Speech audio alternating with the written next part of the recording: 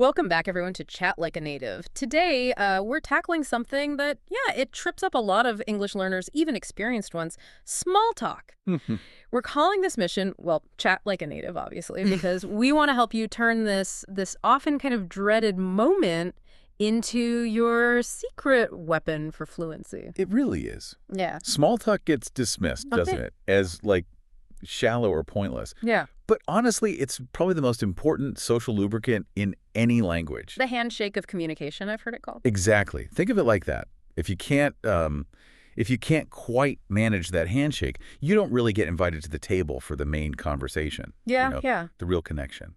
Absolutely. And for you listening, especially if you're at that intermediate stage, this isn't about passing some grammar quiz. This is actually the fastest way, I think, to sound genuinely confident. Yeah, and socially smart. Yeah. And emotionally intelligent, too. Right. Think about it like starting a project with colleagues from different places. Small talk is how you build that initial trust before you get into the nitty-gritty details. And when you make that light comment or just, ask about someone's day, you're showing empathy. That's a huge soft skill. You're basically saying, hey, I see you. I'm open to talking. Okay, so our promise today is we're going to show you how to skip past that awkward feeling and move towards, well, actual connection, just using some simple shifts in mindset and structure. Little tweaks, yeah. So the anxiety, we know where it comes from, right? It's approaching small talk like it's some big, scary exam. Performance anxiety. Exactly. If you're worrying the whole time, is my English perfect? You've already kind of lost because you kill all the spontaneity. Right. We need a reframe here, like immediately. The second your brain goes to verb tenses instead of the actual person standing there, you've missed the point.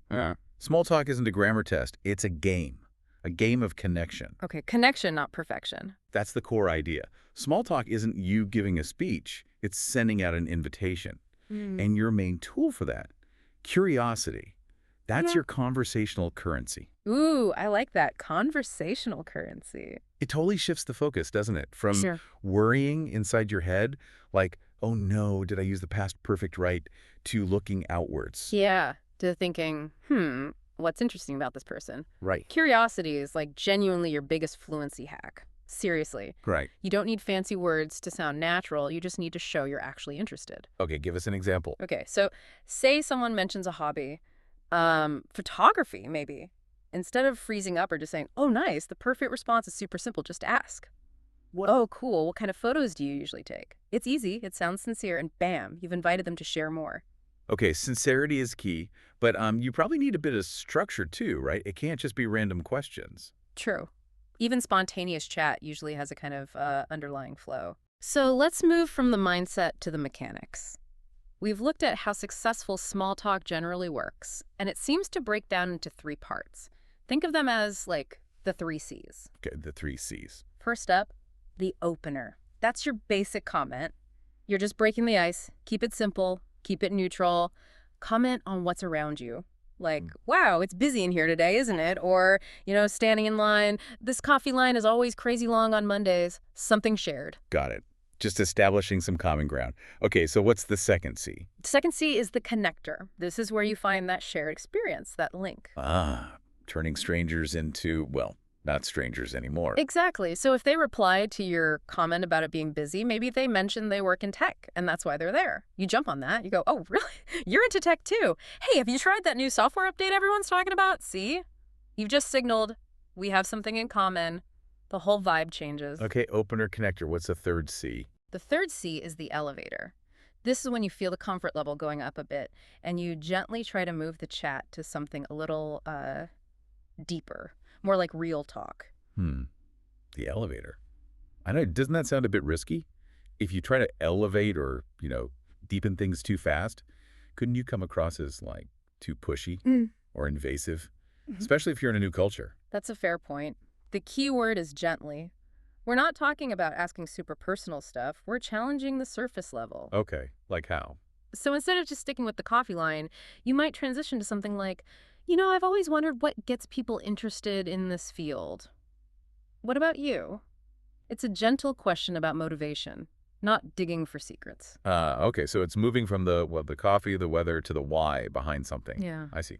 That makes more sense. Yeah, it's a subtle shift. And speaking of gentle shifts, we all know everyone defaults to the weather, right? It's like Step one, the universal safe zone. Totally. The ultimate icebreaker. But if you just stay there, talking about the rain or sun, the conversation kind of fizzles out. It feels, I don't know, repetitive, dead-end-ish. Yeah, definitely. So that's where this idea of a stepladder of connection comes in handy. It helps you smoothly upgrade the topic. Okay, I like stepladder. Sounds practical. How does it work? Right, so step one, start safe. You use that weather comment. Lovely day today, isn't it? Totally fine. Okay, safe start. But don't just stop there waiting for a yes it is. Immediately go to step two. Add a personal touch.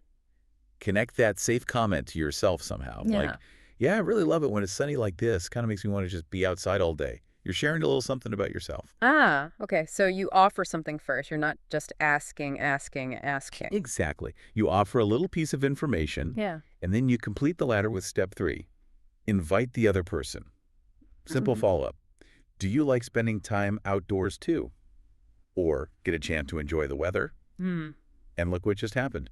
You went from a super generic observation, the weather, to a personal preference, and now you've opened the door to finding a genuine shared interest. Maybe they love hiking, maybe they hate the sun. Either way, it's a real conversation starter now. That's actually a really neat, simple framework. Start safe, add personal, invite them in. And that brings us back to something you mentioned, making it easier to sound fluent. You said open-ended questions are key. Absolutely. Your two best friends here, honestly. The words why and how. Why those two? Because they encourage people to expand. Think about it. If a conversation is hitting a wall, maybe someone just says they tried a new restaurant, instead of just saying, oh, was it good?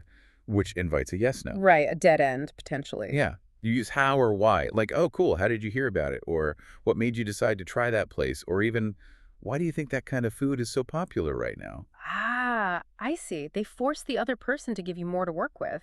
Exactly. And the bonus for you is that asking why or how makes you sound thoughtful, engaged, and like you can actually lead the conversation a bit. Yeah. Without meeting super complex sentences or tenses. Okay, smart. So use why and how. But let's also talk about the common mistakes, the ways intermediate learners sometimes accidentally, kill a conversation. We see a few main ones. Yeah, definitely. Let's break those down. What's the first big pitfall? Okay, first easy one, sounding too formal.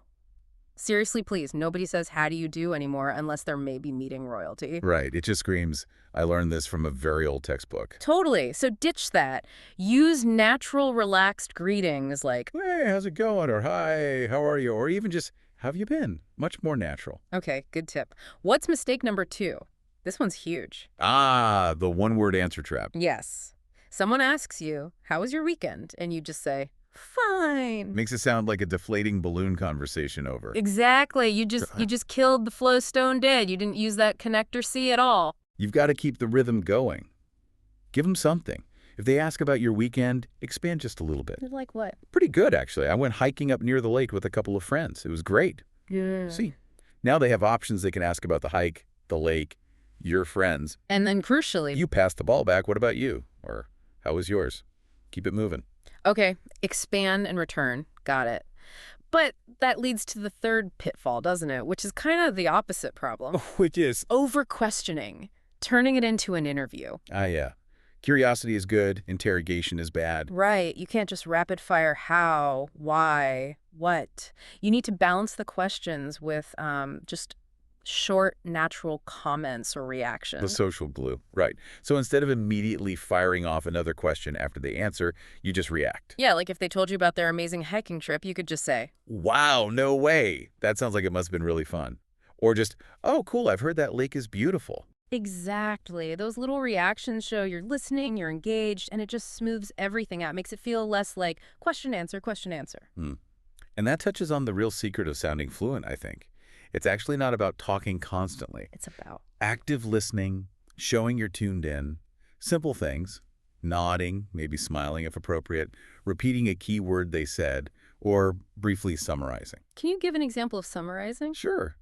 Let's say I told you I was thinking about taking an evening French cooking class. You can instantly show engagement by saying, What? wait, you said you're thinking about a French cooking class, right? That's awesome. Are you a big foodie? See?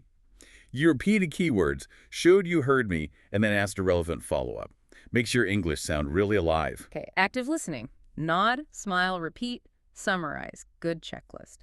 Now, what about specific words or phrases, like little vocabulary upgrades? Yeah, the transition smoothers or social glue phrases. These are great. They help you move between points really naturally. Okay, like for starting small talk, instead of something awkward. Keep it super simple. Just busy day. Works wonders. Ah. Or if you want to be a bit warmer, maybe a light compliment like, you look like you've had a productive morning. Nice. And what about those quick reaction phrases you mentioned to show interest? Keep them short and punchy. Instead of a long agreement, just a simple, really, delivered with enthusiasm. Or, oh, I didn't know that. Shows you're learning something. Good ones. Okay, and what if the conversation kind of dies down and you need to change the topic without it being abrupt? Yeah, sometimes the topic just runs its course. Don't panic. Use connector phrases. Natives use these all the time. Like, Speaking of that, or, that reminds me, they create a really smooth bridge to something else. Effortless. okay, useful phrases. But before everyone rushes out to try these, maybe a quick word on cultural differences. Does small talk work the same everywhere? Good point. Oh, No, it definitely varies.